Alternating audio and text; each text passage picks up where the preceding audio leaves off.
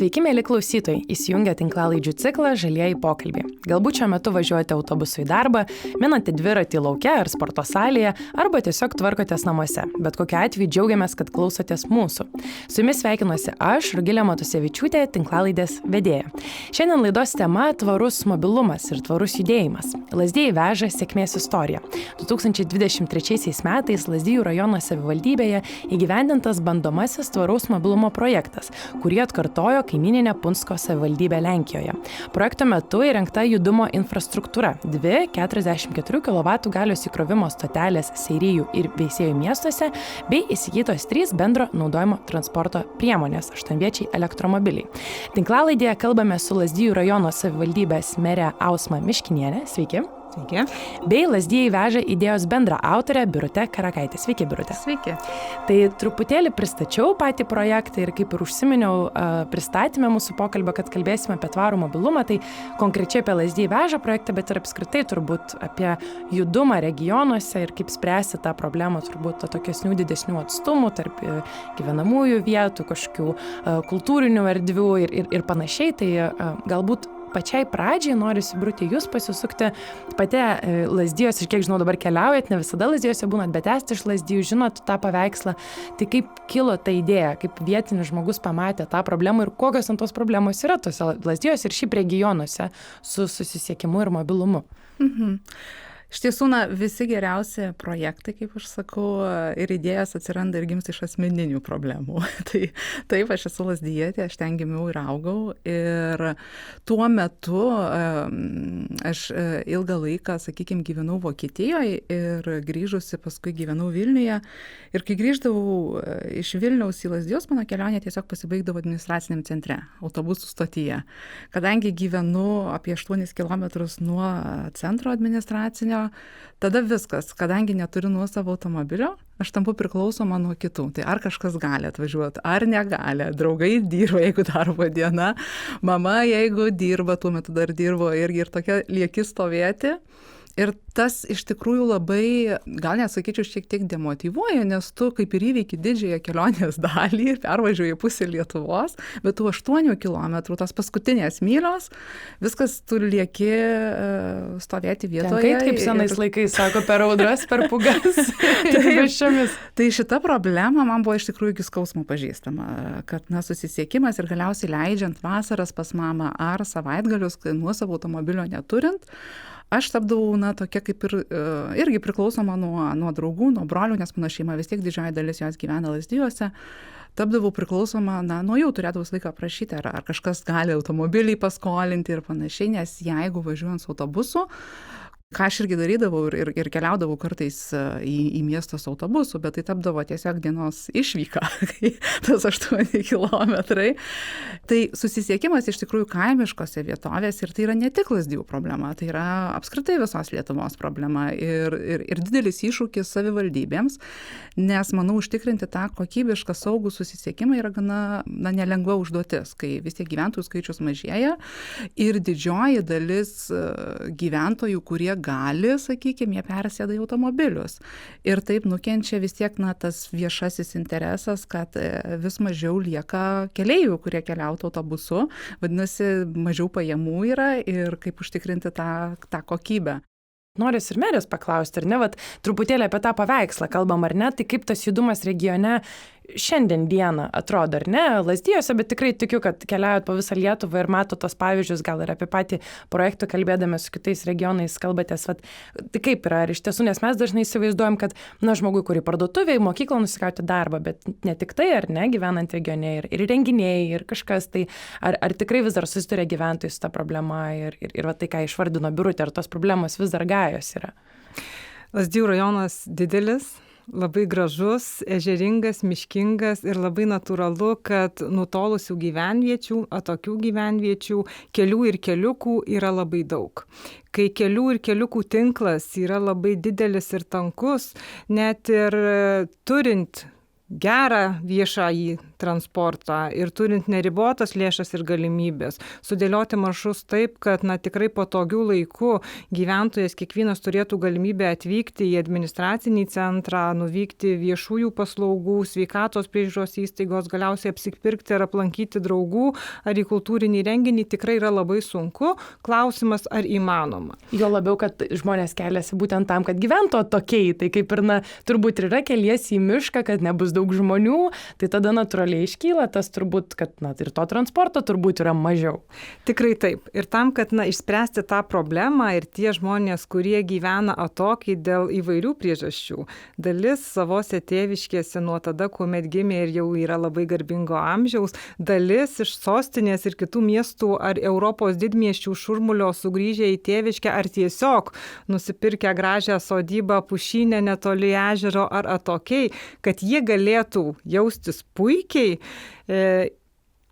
išpildyti dažnai misiją, jei kalbėti apie tą sugrįžusią jauną kartą ir būti tuo, kuris ne tik kalba ir žino, kaip gerai, kai mes keliaujame žalia linkme, kaip gerai tvarumas, kaip gerai kuo mažesnės CO2 emisijos, kad jisai pats galėtų tiesiogiai prie to prisidėti, ne tik kalbėdamas, reikėjo neeilinių sprendimų. Tikrai drąsiai galiu pasakyti, kad tuo metu, kuomet mes tų sprendimų ieškojom, apie šio projekto įgyvendinimą, apie šį projektą negalvojom, tokių minčių nebuvo. Atrodė, tikrai kaip nerealu, nes bus begalinis piknaudžiavimas, galbūt labai brangu, kaip mes išpildysim, ir visada tas, kas nauja, kur niekur neįgyvendinta, sulaukia įvairių reakcijų. Įprastai jos būna apibendrinamos žodžių junginiu jums nepavyks arba vienu žodžiu nesąmonė. Tai tikrai dabar jau prabėgus geriems metams ir jau tuomet, kuomet, kalbant apie tą finansuojamą projekto dalį, mes turime pabaigą, turime apie ką kalbėti, mes galime pasakyti, kad tikrai įmanoma, nerealu, tapome pavyzdžiu ir man labai malonu pasakyti, kad Lazdijai veža tiesioginę žodžio prasme Lazdijuose, labai fainai veža visus žalių idėjų šalininkus visoje Lietuvoje ir ne tik. Mes tapome tokiu pozityviu pavyzdžiu ir jau pasakojimas apie tai, kaip, nuo ko pradėti, kiek kainuoja, į ką atkreipti dėmesį, tapo įprasta mūsų praktika ir turbūt nėra susitikimo kitų regionų lygmenių su vadovais ar specialistais ar bendruomenėmis vienomis ar kitomis, kad nebūtų paliečiama Lazdijai veža tema. Nuostabu, tai tada taip labai gražiai perėjot, jūs organiškai puikios pašnekovės. Man tik tai klausimus belieka užduoti. Tai Birute, pasisuku jūs, tai kas tas Lazdijai veža ir kaip ta idėja jums šovė ir tas, pakalbėkime apie tą gyvendinimo procesą, kaip nuėjote į savivaldybę, kokio palaikymo sulaukėt ir apie visą tą pradžią ir tą gimimą šito projekto. Kaip ir minėjau, ta asmeninė problema iš tikrųjų paskatino pagalvoti, tai o kaip kitos valstybės sprendžia, kaip Europoje, nes vis tik Europoje yra 90% kaimiškos vietovės arba kalnuotos vietovės. Vadinasi, gana didelė teritorija. Ir galvoju, turi būti kažkoks sprendimo būdas, negali būti taip, kad neįmanoma to išspręsti. Ir turiu tokį šiek tiek, problem solving mindset, kur jeigu yra problema, reikia ieškoti kažkokios sprendimo. Labai tokių žmonių reikia, man atrodo. Ypatingai regionuose labai reikia. Tai aš ėmiau galvoti ir tada kaip tik dirbau Kurk Lietuvai programoje ir vyko rotacija. Galima buvo rinktis jau galvoti, kokie sekantys projektai bus ir aš kažkaip automatiškai, labai organiškai galvoju, kad keliausiu į Lazdijus, nes ir ta politinė situacija gana dėkinga buvo, kur mačiau, kad tikrai sulauksiu palaikymo šitai problemai ir atsimenu, atėjau pas merę į kabinetą. Ir mes pradėjom diskutuoti, kaip galėtumėm daryti, kas tai galėtų būti apskritai per projektas ir panašiai. Ir nesu aš jokia iš tikrųjų susisiekimo specialistė, bet tiesiog žinau labai aišku savo kodėl. Kodėl aš tai darau, kodėl man tai rūpi, nes realiai sprendžiu savo problemą, bet turbūt jeigu aš turiu problemą, ją turi ir kiti. Ir tada, kai ėmiau galvoti, kad Europoje turėtų būti vis tiek kažkoks sprendimas, ėmiau ieškoti, kaip kitose valstybėse. Ir esu gyvenusi Vokietijoje 10 metų, dabar gyvenu Prancūzijoje, bet tuo metu jau buvau irgi studijavus Prancūzijoje ir aš galvoju, vis tiek kalnai Prancūzijoje. Kaip jie kalnuose užtikrina susisiekimą? Vokietija vėl irgi yra gana didelė šalis, labai daug kaimelių, lygiai taip pat, nors Vokietija yra gana gero susisiekimo valstybė, nes aš kai gyvenu Vokietijoje, man tikrai automobilio visiškai neprireikia ir dėl to aš grįždavau čia į Lietuvą ir nežinodavau, kaip man keliauti po ją, nes aš neturiu automobilio. Ir tada tokius 3 projektus susiieškojau. Vienas Vokietijoje, jei neklystu, vadinosi Gaubus. Ten veikia savanoriškais pagrindais, kad bendruomenė, tai bendruomenės kaip ir verslas, bet dalinai savivaldybės finansuojamas. Ir jie nusipirko tokį automobiliuką, kuris kursuoja nuo durų iki durų, tu irgi gali užsiregistruoti ir panašiai, bet ten vyko daugiau savanorystės principų. Tai yra, kad bendruomenės nariai, ypatingai kurie pensiją išėję, bet dar yra gana tokie aktyvūs žmonės, pilietiški, jie turi grafiką savo, kada jie vairuos tą automobiliuką ir jie sėda už vairo tą automobilio, savivaldybė jiems, jei neklystų, finansuodavo tik tai gal draudimą socialiniai padengdavo ar kažkas panašiai. Tada Prancūzijoje ėmiau ieškoti, buvo aplikacija kalnuose, kad tu įsiregistruoji aplikacijoje, kurioje gali kaip vežėjas susiregistruoti arba kaip keleivis. Ir tada sekti tą dieną, jeigu tau reikia į miestą, pasižiūrėti, kas prisidavė, kad važiuosi į miestą ir tada tu pasižymė, kad tu keliausi kartu. Visiškai šitos kelionės yra nemokamos, tiesiog irgi veikia savanorystės kaip ir pagrindų, bet aplikacijos išlaikymą dengia savivaldybė. Toji, kurie tai yra visus atnaujinimus ir panašiai. Ir 3 pavyzdys buvo Liuksemburge, susiradau Bumelbus, vadinasi, tai ten irgi veikia labai identiška kaip Lazdijai veža programa, tik jinai tapo be galo populiari tarp tėvų ir vaikų. Tai yra, kad tu gali realiu laiku sekti, kai tu savo vaiką įsodini į tą autobusiuką, tu gali realiu laiku sekti, kada jis atvažiuos į tam tikrą sustojimą prie mokyklos ir matyti, kad mano vaikas į šitą įlipo, jis turėtų jau būti išlipęs ir eiti į mokyklą. Tai nors buvo kurta vyresnio amžiaus žmonėms, tapo programa populiari tarp vaikų, tai kaip irgi pasisuka kartais tie projektai. Tai šitie 3 projektai, kuriuos aš taip pabandžiau sudėlioti, sulipdyti, suklijuoti ir pritaikyti galbūt Lazdijams. Mere, tai ir ką tai išvirto Lazdijai veža kontekste, ar ne? Kaip sudėjus visas šitas 3 Birutės patirtis ir neabejoju, kad ir savivaldybės idėjas ir galimybės, kuo pavirto Lazdijai veža, kaip jis veikia. Šiek tiek užsiminiau pradžioje, bet norisi ir plačiau tą konceptą. Pavirto į kelių problemų sprendimą. Apibendrinant galima pasakyti taip, be abejo projektas tai visų pirma sprendė ir susisiekimo problemą ir tas aukščiausias tikslas buvo jau tvarumas, žalumas, mums Lazdijuose tai yra labai svarbu, nes aš visada sakau ir mes dirbame, stengiamės, kad mes esame labai ypatingi ir dedame pastangas, kad priimant sprendimus visada pasimatuotume tą žalią rūbą, kur link mes einam. Nes mūsų žalio gražaus krašto išskirtinumas ir yra tas žalumas, tvarumas, ta kryptis. Sprendimų, kurie ne ta linkme keliauja, aš labai stengiausi, kad nebūtų. Šis projektas visiškai atitiko tą matą, kuriuo mes matuojame kiekvieną sprendimą. Tai čia jau buvo A. B. Mes sprendėme susisiekimo problemą, kurią mes tikrai turėjome ir žinojome, kad mes net ir labai norėdami ir, kaip jau minėjau, turėdami lėšų, tikrai negalime užtikrinti gyventojams, nei senjorams gyvenantiems, nei atvykstantiems turistauti, keliauti, atvykimo ten, kur jiems reikia, nes autobusai realiai nevažiuoja ir negali važiuoti ir mes jų tiek negalime turėti, nei patys, nei privatus parkas. Trečioji dalis buvo problema, kurią mes sprendėm ir kuri po to išryškėjo, kad mes ją tikrai labai reikšmingai išsprendėme, socialiniai klausimai, atskirties mažinimas, nes žmonės turi galimybę atvykti ir judėti, jie yra savarankiški. Žmogus, gyventojas nėra priklausomas nuo kaimyno ar vaikų. Jis gali atvykti į sveikatos priežiūros įstaigą, nuvykti į parduotuvę, pas draugę, į mišias ar kur jam tik tai reikia, tada kada reikia, pasiplanavęs, pasiskambinę ir nei vienas neliko nuviltas. Kaip veikia pas projektas? Veikia labai paprastai. Didelis rajonas, kilometrų atžvilgių padalintas į 3 dalis.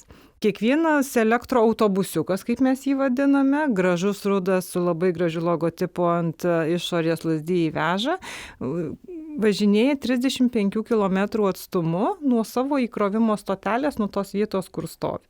Gyventojas Lazdijai veža autobusiuką gali išsikviesti mobilią aplikaciją internetu arba telefonu.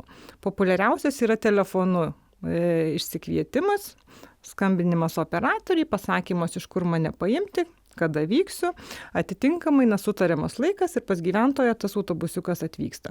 Autobusiukas nevyksta iš Lazdijų rajono ribos. Jie kiekvienas turi savo zoną, kurioje kursuojasi. Jisai yra autobusiukas važiuoja varomas elektra ir kraunasi, tai stovi tik tai tiek, kiek kraunasi. Visą kitą laiką visi 3 autobusiukai nuo projekto įgyvendinimo pradžios važinėja, zuja po Lazdijų rajoną ir veža gyventojus ir, be abejo, suteikia tokios erdvės ir gyvybės ir saugumo jausmą.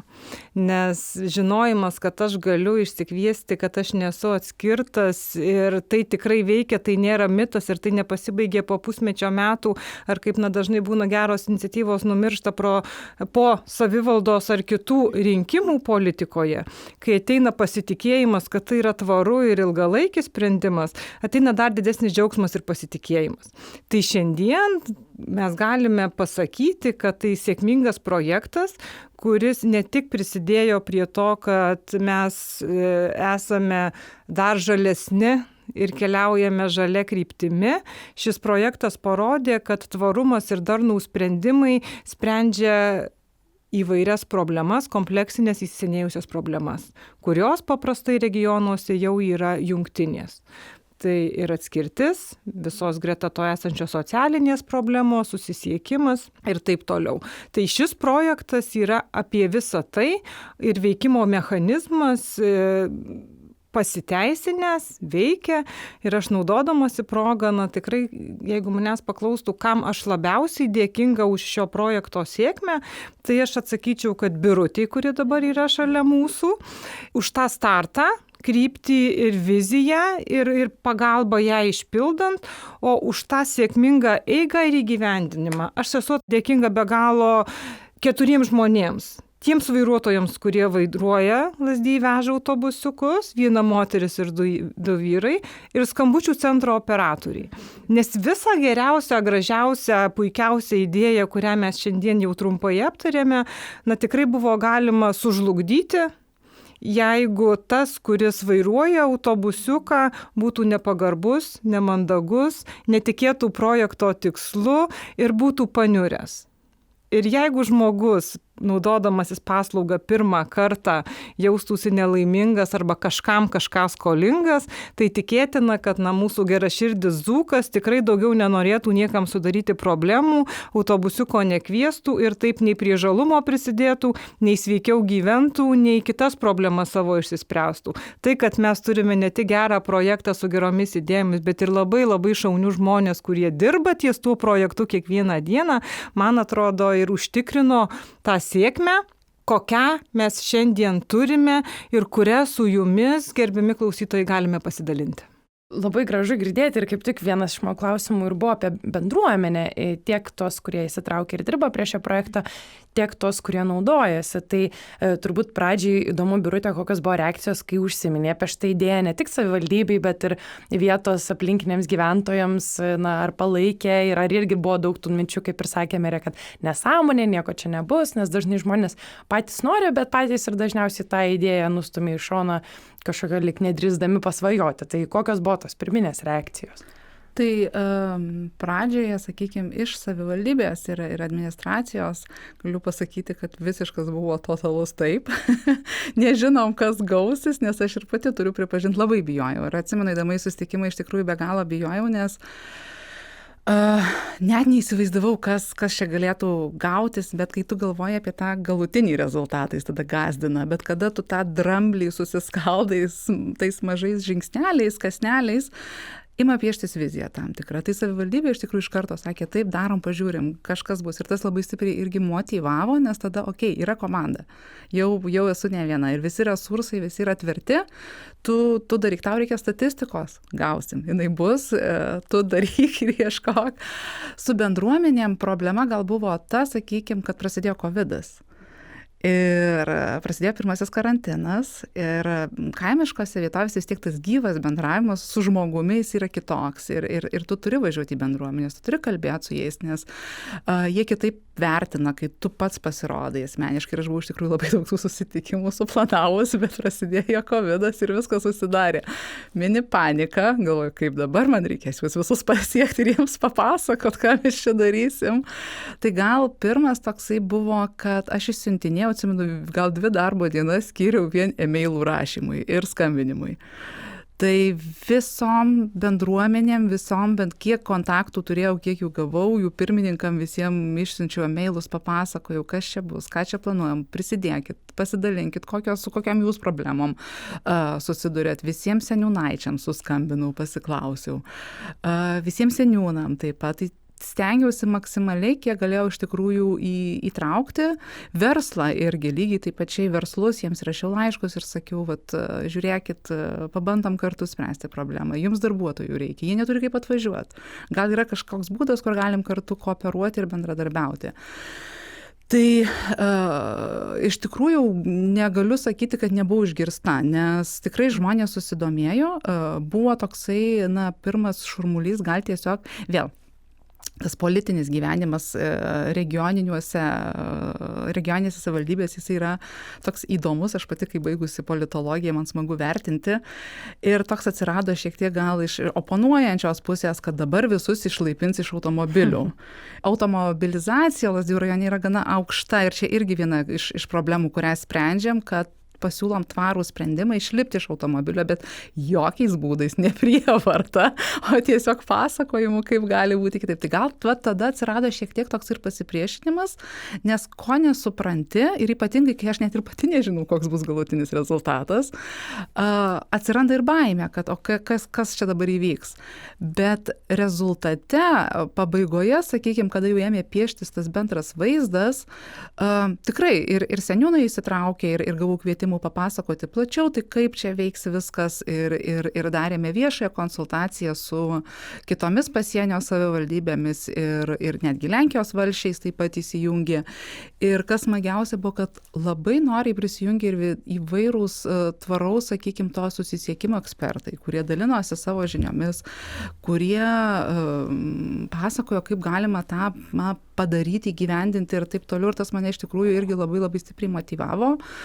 Tai tos reakcijos buvo, sakykime, galutinės, tame jau galutiniame rezultate buvo tikrai palaikančios, kad nežinom, kas čia bus, bet pažiūrėkim. Tai, o mere, kaip buvo, kai jau projektas jau išriedėjo tie autobusiukai į gatves, užsiminėt, kad nuo pat pradžios užimti vairuotojai nesustoja, reisuoja po visą regioną, bet ar buvo kažkokių klausimų, nesusipratimų, ar kažkokių šiaip gal juokingų istorijų, kaip ta bendruomenė priėmė šitą projektą? Priėmė kaip naujovę, o natūralu, kad ir kaip Birutė mini, kai nauja, tai daug nepažįstamųjų ir visada įdomu. Tai turbūt projekto pradžioje, kai pasibaigė stadija nesąmonė nieko nebus, tada buvo antras etapas, patikrinkim, kaip tai veikia. Ar tikrai nemelavo, ar tikrai tas telefonas veikia, ar tikrai atsiliepia, ar tikrai atvažiuoja, ar tikrai parveža. Ir tas smalsumas tikrai buvo begalinis ir skambučių srautas didelis. Bet pamažu nuosekliai įsitikinus, kad tikrai veikia, kad maršrutai dėliojami, kad viskas gerai, atsirado tam tikra rutina ir bendrystė. Maršrutai dabar jau mes matome, kad šiek tiek susibalansavo, nusistovėjo. Dar labiau pradžiugino tai, kad gyventojai, kurie buvo įpratę gyventi atokiai vieni ir, kaip aš sakau, nuo ryto iki vakaro solo, pradėjo bendrauti, komunikuoti tarpusavyje, nesgi ten, žinok, vietos tai 7. Ir ta bendrystė, buvimas kartu, jisai tapo kaip dar vienas papildomas džiaugsmas šio projekto kontekste. Tai tas įgyvendinimas ir sėkmė, ji buvo akivaizdi. Tai matome, kad pasiteisino vienareikšmiškai, tikrai yra ir gedimų, ir turėjome ir autoįvykiai, tikrai nedidelį vieno automobilio, tada supratome, kaip gyventojams to reikia, nes tol, kol jisai buvo taisomas, tada pasijungė kitas automobilis, kad jokių būdų nebūtų mažiau kaip 3, nes tas srautas yra nuolatinis. Ir visi atsakymai į klausimus, ar tikrai paims iš namų ir nuveš ten, kur reikia, ar tikrai ne tik iki savivaldybės ir ligoninės, ar tikrai iki prekybos centro, ar tikrai parveš, ar tikrai nuveš iki bažnyčios, ar tikrai mane nuveš pas draugę ir nieko mokėti nereikės. Daugybė elementarių klausimų buvo. praktika parodė, kad viskas gerai, tada jau tas trečias buvo etapas, labai gerai, o kiek ilgai tai truks, metų pabaiga. Skepticizmas. Metų pabaiga, nieko už dyką nebūna, nemokamas sūris tik pelėkautuose, kiek ilgai, kaip toliau. Tai tas kitas etapas buvo, bet projekto dėka mes turime 3 elektroautobusiukus, turime įkrovimo stoteles ir projekto, tą pagrindinius metus mes turėjome visas galimybės, apmokėti ir atlyginimus tiems 4 darbuotojams ir mobilios aplikacijos, centras ir visa, kas susiję.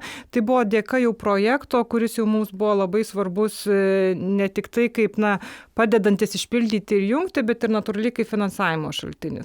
Tai turint bazę, po to ir pasibaigus projekto finansavimui ir į ateitį planuojant jau pratęsti finansavimą iš savivaldybės biudžeto lėšų nebuvo labai didelis iššūkis, nes tai, kas žalia ir tvaru, nėra labai brangu. Tai šioje vietoje, kai ta bazė yra, tai mums tęsti projektą yra labai paprasta ir kalbant apie tai, kad savivaldybės yra įpareigotos užtikrinti bent tą būtiną pavėžėjimą gyventojų. Nepelningus maršrutus ar savivaldybės įstaigoms, autobusų parkams, ar privatiems, kaip pavyzdžiui yra Lazdijuose Lazdijų autobusų parkas, mes esame įpareigoti finansuoti. Šio projekto dėka mes turime tikrai daug mažesnės išlaidas, didesnį pasiekiamumą reikiamų vietų ir taškų gyventojams ir galime tęsti. Tai dabar šiandien mes jau nediskutuojame, ar šis projektas tęsis ar ne. Aišku, kad tęsis, be abejo. Dabar jau mes kalbame apie dar vieną etapą – plėtrą. Jau kalbame apie 4 autobusiuką, jau mūsų galvose dūzgia mintys, kaip čia optimizuoti, sudėlioti susisiekimą visų pirma švietimo sektoriuje, mokinius pavėžėjančius autobusiukus ir taip toliau, kaip integruoti į tą dalį, kad būtų paprasčiau, geriau, tvariau ir vaikams lengviau. Tai mes žygiuojame po žingsnį į priekį ir tikimės, kad mums pavyks, kad bus viskas gerai ir tol, kol tiki, man atrodo, tai galime pagrįstai viltis, kad viskas dėliosis toliau taip, kaip mes planuojam. Tai iš tiesų kaip tik ir norėjau jau paliesti tą įgyvendinimo dalį tiems, kurie klausosi ir galvoja, aš irgi norėčiau, kad pas mus, ar tai yra savivaldybės darbuotojas ar gyventojas, kuris pagalvos, kad irgi norėtų panašaus projekto savo savivaldybėje, tai ir klausti, tai kaip, už kokius pinigus ir pačiai pradžiai aš pati noriu priminti klausytojams, kad savivaldybės gali kreiptis į aplinkos projektų valdymo agentūrą dėl 5 000 eurų kompensacijos kiekvienam įsigytam naujam elektriniam mikroautobusui, kuris galėtų būti naudojamas nemokamam pavėžėjimui savivaldybėje. Ir taip pat dėl elektromobilių įkrovimo stotelių įrengimo kompensacijos galima kreiptis į APVA. Tai šitą turint omenyje, ar ne, tai turbūt yra gera pradžia ir bazė kitoms savivaldybėms tą pradėti.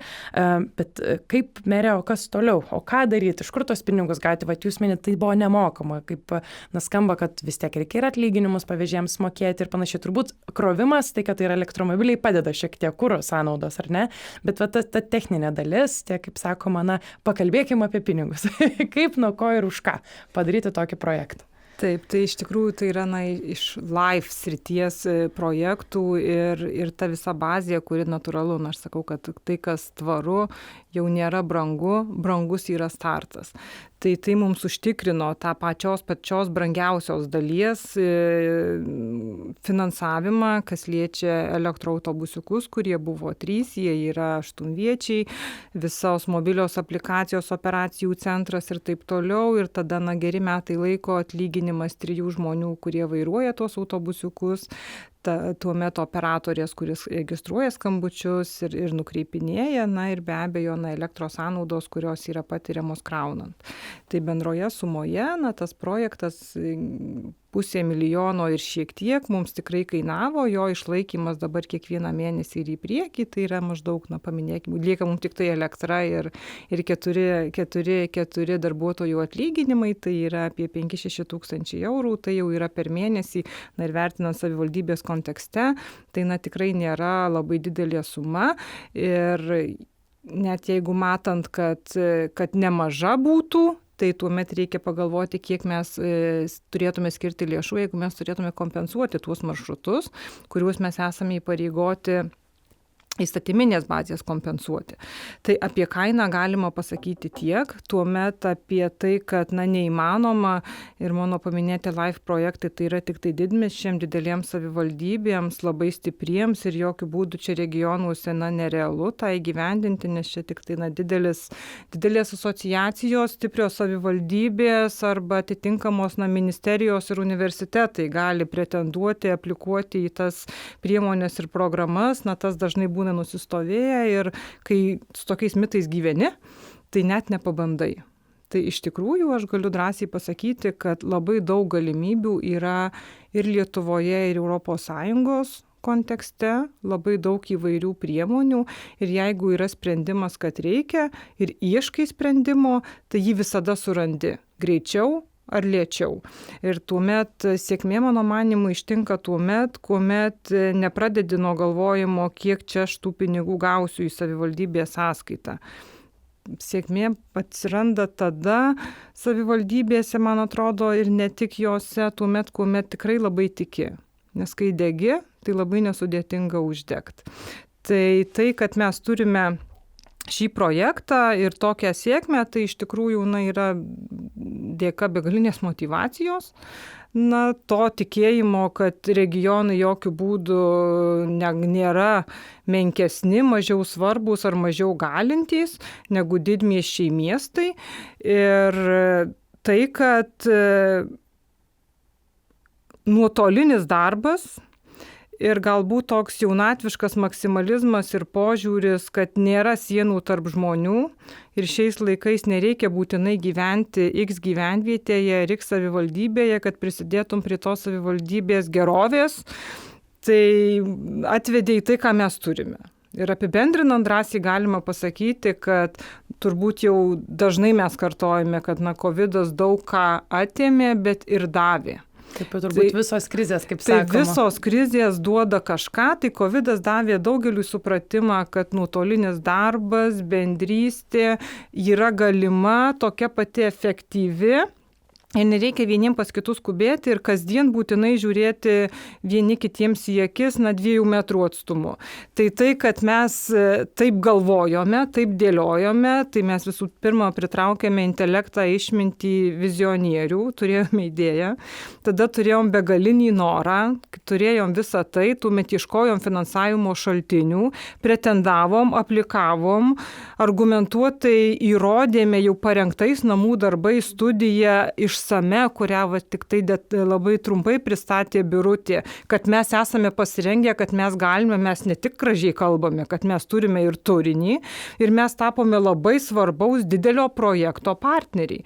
Tas visas bendras projektas, kurio dalis yra Lazdijai veža, tai jeigu aš dabar jau daug laiko prabėgome, tai yra berods 13 skirtingų asociacijų, ministerijų, verslo, pramonininkų ir mūsų dalis yra mūsų dalis. Mes turime savo užduotį ir savo užduotį padarėme ir dabar tos užduoties atsakymai, ta patirtis replikuosis ir dauginsis ir kitose savivaldybėse, ir kitose valstybėse.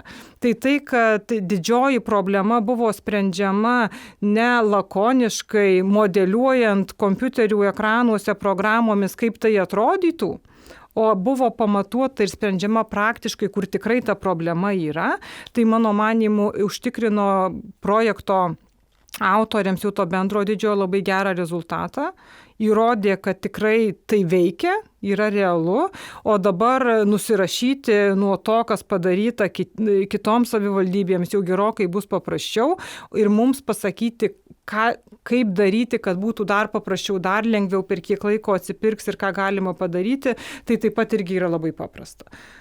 Tokios mintys. Jūs užsiminėte apie studiją, kuri buvo atlikta ir vienas iš mano klausimų buvo, kad Lietuvos energetikos agentūra atliko Lazdijai veža projekto studiją ir įvertino tą energinę naudą. Ir čia turbūt vieni iš tų tokių validžių argumentų, kurios gali panaudoti įvairios savivaldybės, jeigu argumentuodamos, bandydamos prisitraukti kažkokį tai finansavimą, tiek parodydamos, kad tai nėra tik tai graži idėja, pakučiai ir va čia mes vežiosim žmonės kaip smagu, bet tai iš tiesų gali turėti vertės. Tai galbūt šiek tiek galite papasakoti plačiau apie tą energinę naudą projekto.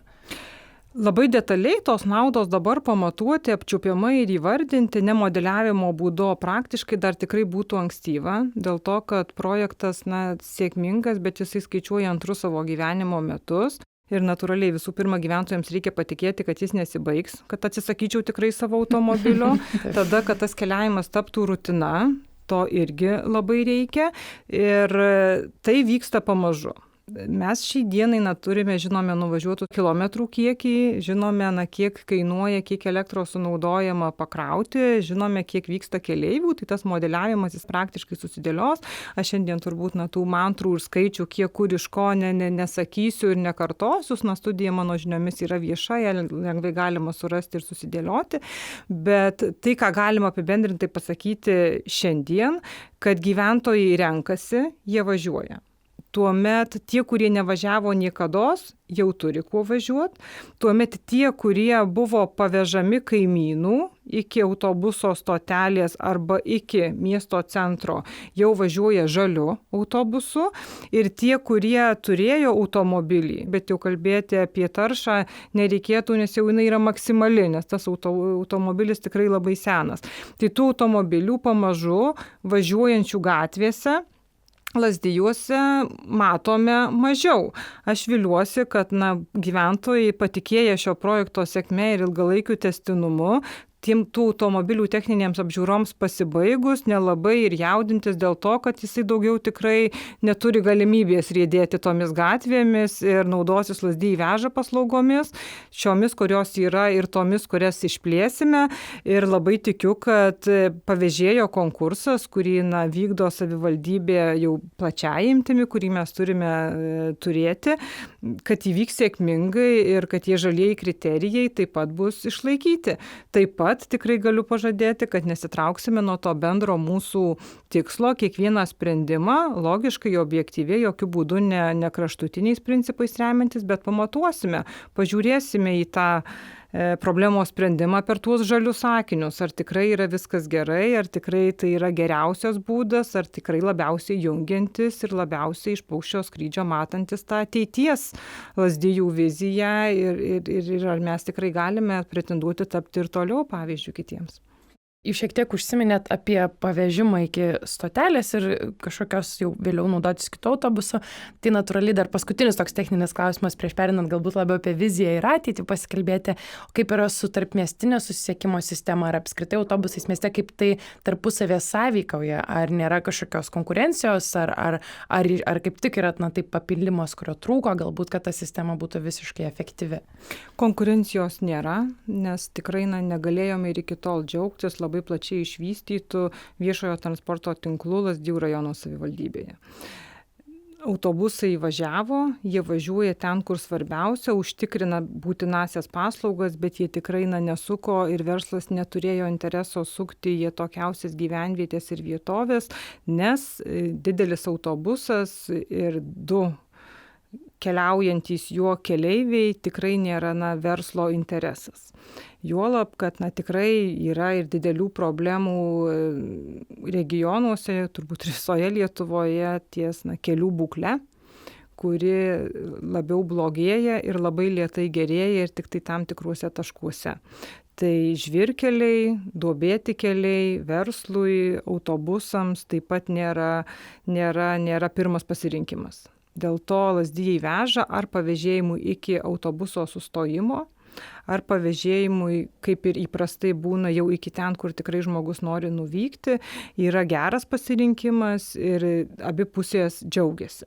Taip pat man labai malonu matyti, kad 7 vietų autobusiukai, kurie yra Lazdijai veža projekto dalis, labai retai veža 1 ar 2 žmonės.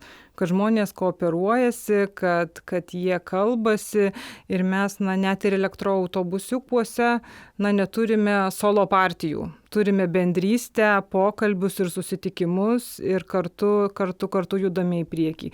Tai dar viena gera žinia ir geras rezultatas. Na ir pabaigai norisi pakalbėti apie ateitį, ar ne, kur galėtų tiek Lazdijai veža projektas augti, tiek apskritai savivaldybės kažkokius dar naujus įdomius projektus integruoti, tai galbūt pirmiausia, Birutės paklausiu, gal dar kokių idėjų turi, galbūt parsiveži arba nugirdai, arba tiesiog įsivaizduoji, kaip žmogus grįžtantis į Lietuvą, matydamas ir užsienio pavyzdžius, ko trūksta vis dėlto ir kur dar vertėtų atkreipti dėmesį ne tik Lazdijams, bet ir kitoms savivaldybėms, paieškoti kažkokių sprendimo būdų, originalių galbūt ir žinoma tvarių. Jo, vat Merė ir pati paminėjo taip pat, kad tai yra sėkmės pradžia. Aš sakyčiau, tai dar yra, kur galima daug toliau keliauti. Ir čia yra sėkmės pradžia, kur žengtas pirmas žingsnis, nes vis tiek įsivaizduokit, 30 metų nespręsta susisiekimo problema. Na, jinai negali tiesiog taip išnykti. Pirštais spraktėlėjus, tai yra sprendimas, tai yra pradžia pati. Ir girdėti, kad plėtra, būčiau sakiusi, bet kokiu atveju iš tikrųjų tas žingsnis, kuris turėtų būti daromas ir partnerių ieškojimas, kaip tą galima dar išplėsti. Smagu, kad Punskas prisijungęs yra, mane be galo džiugina, nes kaip pasienio gyventojai, aš vis tiek save vadinu gyventojai, nepaisant to, kad gyvenu Prancūzijoje, bet aš sakau, aš grįžtu namo į Lazdijus. Vis tiek Lazdijate. Taip. Tai kaip pasienio gyventojai man labai svarbu įtraukti, kad ir tos už sienos esančios savivaldybės valsčiai, sakykime, irgi įsitraukti. Labai smagu, kad Punskas yra irgi tas pavyzdys, kuris bendradarbiavo, tai plėtra, tas vienas iš tų, sakykime, aspektų. Kitas, ką aš jau rengdama, iš tikrųjų Lazdijai veža projektą, buvau užmačiusi kitą idėją, kuri man labai patiko ir galvot, kaip Lazdijai veža bus įgyvendintas, bus galima pagalvoti ir apie šitą. Tai Vokietijoje yra miestelis, dabar nepasakysiu, neatsimenu pavadinimo, bet jie turi ten nedidelis miestelis ir irgi jie sprendė mieste, maža mieste, bet vis tiek, kada miestas ilgesnis ir, sakykime, Lazdijai, nuo stoties iki kapų. Čia ta problema, kuris irgi diskutuoja, tai kai tu atvažiuoji su autobusu, nes tai labai gana didelė atkarpa yra, kaip ten nueiti, ar ten kaip iki parduotuvių. Tai tame miestelėje veikia savaeigis 12 vietų automobiliukas, be vairuotojo, be nieko, ir jis yra užprogramuotas keliauti, ten yra viena gatvė ir jis ta viena gatve ir važinėja su 2 sustojimais. Tai aš taip įsivaizduoju, aš jau pradėjau ir atsimenu dėlioti, čia galėtų būti prie savivaldybės vienas sustojimas, kur autobusų stotelė, tada galėtų būti prie Norfos kažkur kita stotelė ir jis savo visą dieną. Ir kas visai smagu, kad tas automobilis tapo ne tik susisiekimui, bet turistų beprotiškas traukos objektas, nes dabar atvažiuoja žmonės, kad pasivažinėtų su automobiliu, kuris neturi vairuotojo. Ir tai man labai labai patiko ir aš galvojau, bet kodėlgi nesvajo drąsiai. Čia ir ašmanumo turbūt aspektas atsiranda, kas taip, dabar ypatingai ir miestams ir kaimams, žinau, kad tie išmanūs kaimai ir miestai yra tas toks naujas trendas ir geras būdas prisitraukti finansavimą. Tai turbūt tai čia toksai tikrai tampa dar papildomas tvarumo aspektas, tai tos inovacijos. Būtent, nes man atrodo, kad inovacijų pačių išnaudojimas gerinant įvairias paslaugas yra tiesiog neatsiejamas šiandien. Ir ta pati, sakykime, aplikacija dabar Lazdijai veža turi ir puslapis, tikrai galima dar geriau visada. Smagu jis yra, galima dar geriau. Galima pagalvoti galbūt ir pastrateguoti, kaip tą dar pagerinti. Tai neatsieti niekada technologijų ir tų inovacijų nuo jau veikiančių, sakykime, projektų. Tai būtent ką tas paskutinis toksai, ką paminėt, inovacijos. Bandyti, nes jos šiandien irgi jau nebėra labai įspūdingai kažkaip brangios. Tik tai tiesiog reikia pagalvoti, kurioje vietoje ir kaip jas galima pritaikyti. Tuo labiau, kad ateinantis dirbtinis intelektas, aš iš viso esu dabar fanė ir labai įdomu. Tai būtent inovacijas pasitelkti problemų sprendime. Tai, Mere, pabaigai, tai kur augs šitas projektas? Kokie yra planai? Jūs jau kelis kartus užsiminėt, kad norisi jį plėsti, tai kokia yra ta vizija? Tai mano manimų sėkmė ir pagrindinis tikslas yra nekelti savo tikslo visada viską pradėti iš naujo, nustebinti save ir kitus. Labai gerai, kai tu revizuoji, žinai, ką turi ir galvoji, kaip patobulinti tą, ką turi. Tai mes šiai dienai turime 3 elektroautobusiukus, turime visą sistemą, kurią jau šiandien aptarėm, jau 4 elektroautobusiukas pakeliui. Tuomet, labai lengva dairytis kitur ir prašyti, kad būtų, bet, labai gerai, kai pradedi nuo savęs ir tada, iš savivaldybės konteksto matai, esam savivaldybė, turime švietimo sektorių, švietimo tinklas, mokinių pavėžėjimas, kultūra, kultūros darbuotojai, menas, sportas, visiems reikia vykti, reikia susitikti, natūraliai demografinė situacija įtakoja, kad vaikams reikia atvykti, tėvai darbo metu dirba, po darbo visi visi į vieną vietą sukeliavę tokios paslačios paslaugos kokybės, sporto būrelio, meno mokyklos nebus. Tai reikia užtikrinti, kad tėvai galėtų dirbti, o vaikai galėtų atvykti ir parvykti, kad tas autobusas vieną kartą per dieną arba 2 kartus ryte ir vakare nieko nekeičia. Žiūrime, kaip tą mūsų turimą tinklą sujungti ir elementariai, kai ateina laikas atsinaujinti, kad jau mes atsinaujintume atitinkamą kryptimi. Tuomet, kuomet kalbame apie tam tikrus finansavimus ir susisiekimo sprendimus iš ministerinio konteksto, labai norisi, kad jie taipogi būtų ta pačia kryptimi žiūrimi. Tai inovacijos yra siekiamybė. Pasitelkti jas mes visi tikrai galime, net jeigu gyvename labai labai atokiai sostinės centro ir visos intelektinės bazės, kuri dažnai galvojama, kad yra sutelkta X mieste, X vietoje. Visi mes esame pasiekiami. Puikus internetas, puikūs keliai, puikios galimybės, puikios technologijos ir viskas veikia vienodai gerai. Ir mūsų, Varviškių kaime Kapčiamiesčio seniūnijoje ir Antakalnyje Vilniaus mieste. Patikėkite manimi, jeigu mes norime, tai veikia. Jeigu neveikia, ieškome sprendimų, kaip pagerinti. Tai kalbant apie tą ateitį ir viziją, tai auginti, plėsti, nebijoti pasakyti, kur neveikia, kur negerai, pasitikėti savivaldybėms savimi ir centrinės valdžios institucijoms, asociacijoms, verslui, pramoniai taip pat pasitikėti vieni kitais, neturėti tikslo iš karto padaryti tobulai, bet žiūrėti viena kryptimi ir žinoti, kad mes esame po vienu stogu, po vieną kepurę. Ir tuomet, jeigu mes taip matome, tai ir tas finansavimas, kuris yra, sujungtas, išieškotas, apgalvotas, jisai mums suteiks galimybės judėti į priekį. Neužsidarykime. Labai gražia mintimi, Merė, ir pabaigia iš tiesų mūsų pokalbį. Man belieka tik palinkėti ir kitoms savivaldybėms sekti Lazdijų rajono pavyzdžių ir pačiam Lazdijų veža projektui linkiu didžiausios sėkmės ir sėkmingo augimo ir Birutei linkiu toliau kurti nuostabias idėjas ir atvežti jas į Lietuvą ir rasti palaikymą tokį, kokį radote su šiuo projektu.